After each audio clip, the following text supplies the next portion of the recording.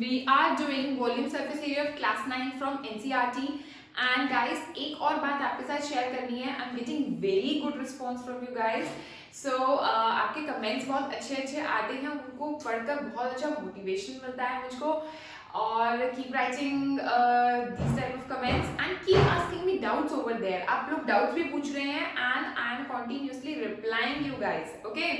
तो चलो चलते हैं class 9 NCERT volume surface area exercise हम कर रहे हैं. अभी एग्जैक्ट एक्सरसाइज 13.3 हमने स्टार्ट करनी है. उससे पहले एग्जांपल्स दो तीन हैं, पहले वो फटाफट से कर देते हैं.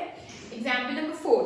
ओके, तो अब हमारा कोन स्टार्ट हो रहा है, राइट? और कोन की ऊपर जो इंट्रोडक्शन वाली वीडियो थी मैंने आपको देखने के लिए बोला था, पता नहीं आप लोगों ने देखी है या नहीं. So let's recall all those formulas of cone. 3 formulas मैंने आपको बताए थे. Volume of cone, curved surface area of cone and total surface area of cone, right? Cone क्या होता है? कोन ये होता है हमारा लाइक दिस, ठीक है. Birthday cap is an example of cone as you know. Tent जो होता है, जो हम टेंट लगाते हैं, that is also an example of cone, ठीक है. अब ये जो कोन है इसका आर जो होता है ये होता है, this is radius, this is height and this is slant height L, which is denoted by L. ये होता है हमारा राइट एंगल. तो L स्क्वायर जो होता है वो होता है R square plus H square. This is one of the formulas, ठीक है. और वॉल्यूम होता है हमारा 1/3 पाई R स्क्वायर H, जिसमें बच्चे बहुत कंफ्यूज होते हैं. एक्चुअली जो सिलेंडर का फॉर्मूला होता है वॉल्यूम का वो होता है पाई R स्क्वायर H और कोन का होता है 1/3 पाई R square H. Okay. Curved surface area जो होता है उसमें ये बॉटम इंक्लूडेड नहीं होता. टॉप तो होता ही नहीं ना कोन का, पॉइंटेड है, ठीक है. यहाँ पर बॉटम है, सर्कुलर बेस है, ठीक है. Circular base is not included in curved surface area. यहाँ पर होता है पाई आर एल. लेकिन अगर मैं टोटल सरफेस एरिया की बात करूं तो उसमें कर्व्ड तो आएगा ही, प्लस सर्कुलर बेस भी आएगा जिसका एरिया है पाई आर स्क्वायर, ठीक है. तो ये पाई आर एल और पाई आर स्क्वायर को ऐड करके बनता है टोटल सरफेस एरिया, जिसमें से अगर मैं पाई आर कॉमन लूं तो बन जाएगा एल प्लस आर. और ये मैं डायरेक्टली लर्न करती हूँ कि this much is the total surface area. Okay, तो अब हम गाइस स्टार्ट करते हैं example number 4. Alright, example number 4 कह रहा है find the curved surface area of the right circular cone whose slant height is 10 centimeter. Slant height मैंने आपको बोला which is denoted by L and base radius is 7 centimeter.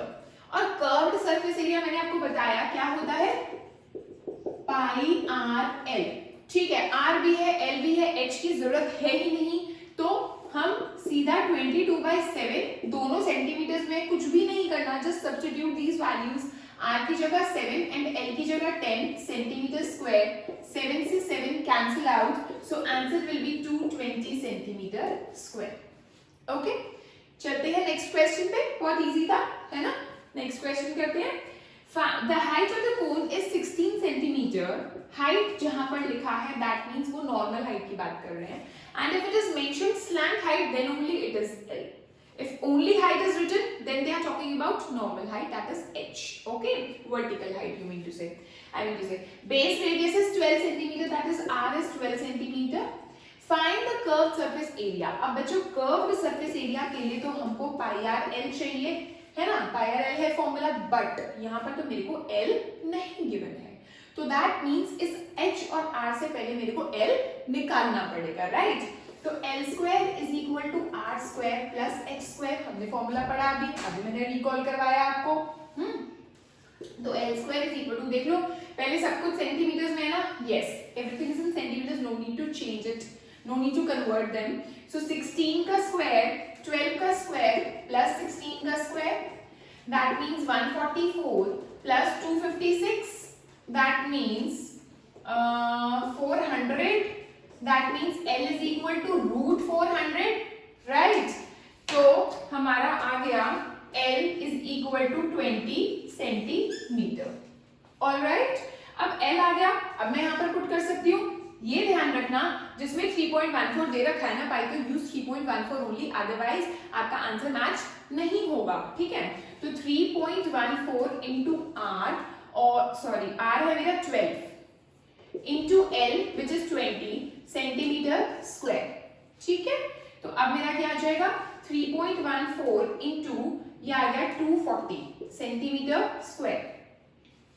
3.14 into 240 अगर हम करें तो वो आएगा मेरा 4 4 16, 4 3 12, 2 4 8, 2 1 2, 2 3 6, 6 3 5 7 और एक 0 और आ गया 1 2, तो यानी 753.60 753.60 सेंटीमीटर स्क्वायर। ऑलराइट, अब हमको क्या निकालना है, टोटल सरफेस एरिया। तो टोटल सरफेस एरिया होता है pi R into L plus R, right.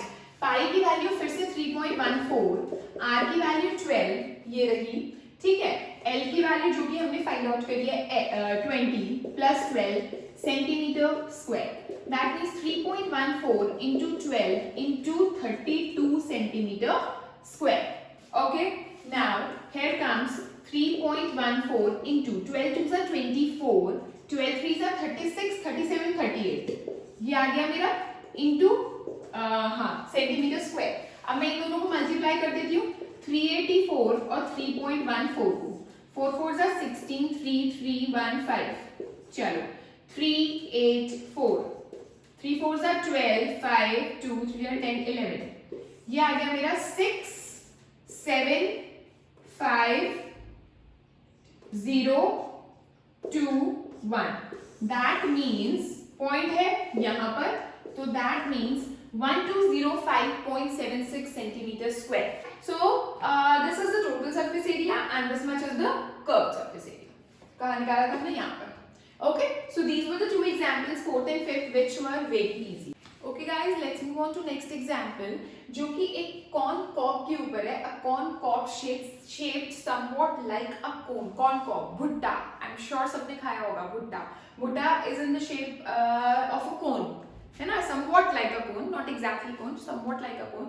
तो उन्होंने बोल दिया भाई कोन का सब कुछ यूज करना है हमने, है ना, जिसका रेडियस जो है ऑफ ब्रॉडेस्ट एंड का मतलब क्या होता है कि भाई ऊपर से तो ये टिप है ना, तो ब्रॉडेस्ट एंड मतलब ऐसे, तो हमें ब्रॉडेस्ट एंड के हिसाब से हमें इसको सॉल्व करना है, उस रेडियस के हिसाब से। और उसका जो रेडियस है वो हमारा है 2.1 सेंटीमीटर, ठीक है। एंड लेंथ यानी हाइट जो है वो है हमारी 20 सेंटीमीटर। ओके, नाउ अब वो हमें क्या कह रहे हैं, वो हमें ये कह रहे हैं कि कोई एक 1 सेंटीमीटर स्क्वायर का जो एरिया है ना इसका, उसमें एन एवरेज ऑफ 4 ग्रेन्स है। लाइक इतना एरिया अगर हम कंसिडर करें, यहाँ पर हमारे 4 ग्रेन्स हैं। वो बोल रहे हैं कि how many grains you find on the entire cob, मतलब कि पूरे कॉर्न कॉब में, पूरे भुट्टे पर कितने ग्रेन्स हैं। तो ऑब्वियसली अगर पूरे भुट्टे का तुम वो निकालोगे, कॉर्न कॉब का अगर सरफेस एरिया, तभी तुम्हें पता चलेगा ना कि कितने ग्रेन्स हैं। हम ऐसे बोल सकते हैं ना कि 1 सेंटीमीटर स्क्वायर में तो 4 ग्रेन्स हैं, तो इतने सेंटीमीटर स्क्वायर में कितने ग्रेन्स होंगे, तो तुम 4 से मल्टीप्लाई कर दोगे। But the thing is how to find out the surface area of this corn cob, ठीक है। अब इसके सरफेस एरिया के लिए ऑब्वियसली हम टोटल सरफेस एरिया तो नहीं लगाएंगे, बिकॉज ऊपर टॉप कुछ नहीं होता इसका कोन का, मतलब टॉप तो एक टिप है, राइट, और नीचे भी यहाँ पर कुछ नहीं है। ग्रेन्स कहाँ पर है, ऐसे लगे हुए हैं, है ना।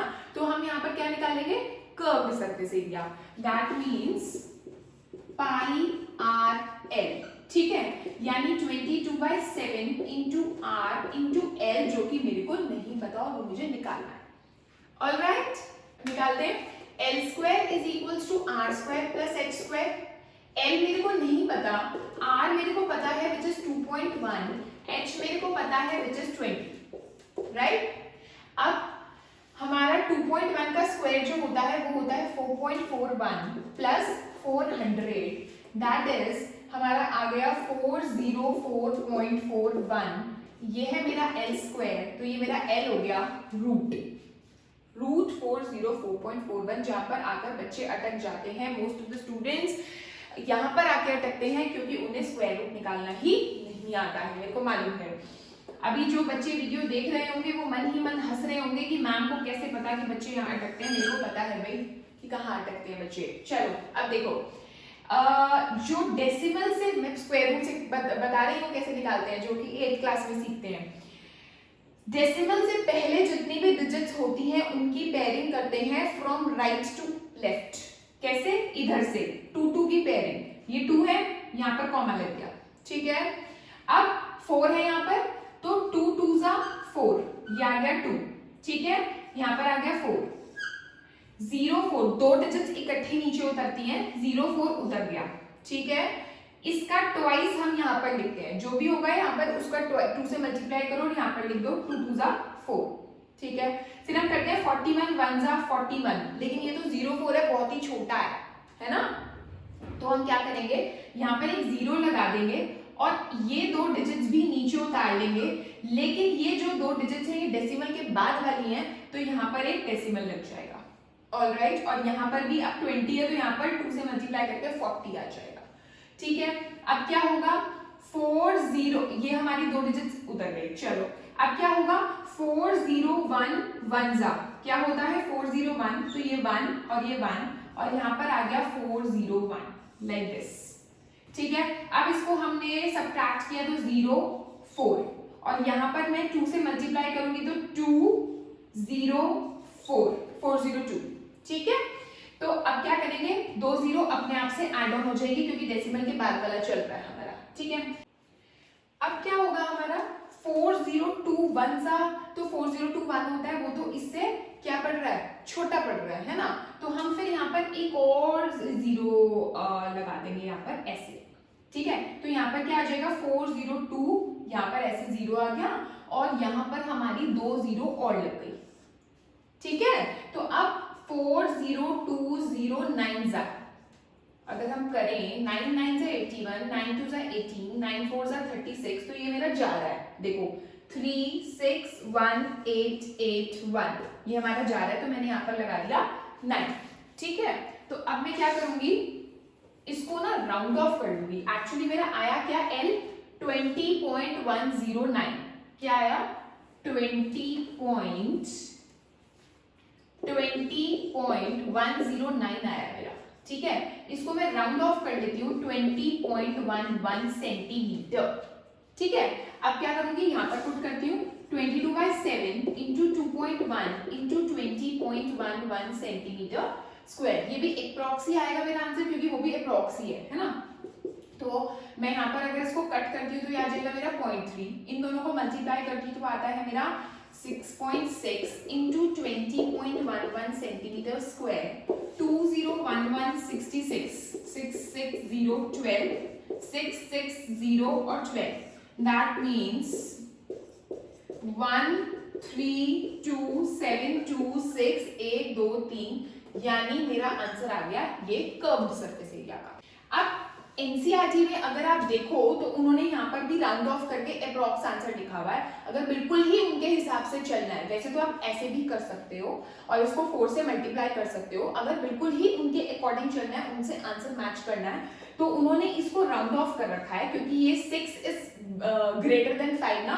तो अगर मैं इसको राउंड ऑफ करूं तो 2 में 1 प्लस हो जाएगा और 132.73 हो जाएगा, ये लाइक दिस। इन्होंने यहाँ पर ऐसे ये अप्रॉक्स कर रखा है।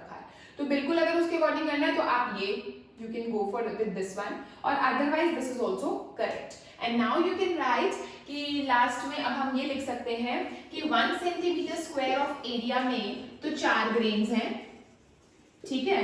तो 132.73 सेंटीमीटर स्क्वायर एरिया में कितने ग्रेन्स होंगे, इसको हम इससे मल्टीप्लाई कर लेते हैं लाइक दिस।